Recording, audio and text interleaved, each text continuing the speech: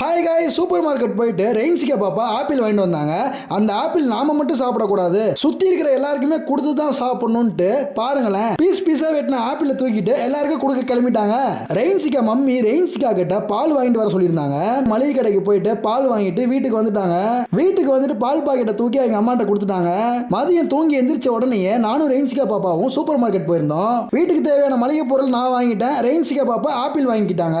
Rainsika mummy cut பண்ண apple Rainsika கொடுத்த உடனே பாருங்களேன், அதுல இருந்து ஒரு பீஸ் எடுத்து சாப்பிட ஆரம்பிச்சிட்டாங்க. ஒரு ஆப்பிள் சாப்பிட்டு முடிச்சிட்டு பாருங்களேன், பாத்திரத்தில் இருக்கிற எல்லா ஆப்பிளையும் தூக்கிட்டு வராங்க.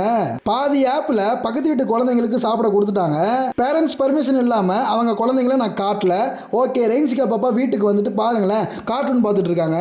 அப்பா இன்னும் ஆப்பிள் சாப்பிடல அப்படின்னு சொல்லிட்டு என் ரூமுக்கு வந்துட்டாங்க. ஓகே, ரெயின்சிக்கா பாப்பா கொடுத்த ஆப்பிளை நானும் சாப்பிட ஆரம்பிச்சிட்டேன். பாருங்களேன், ரெயின்சிக்கா பாப்பா எல்லாருக்குமே கொடுத்துட்டு தான் சாப்பிடணும் அப்படின்ற ஒரு மைண்ட் செட்ல இப்பவே இருக்காங்க.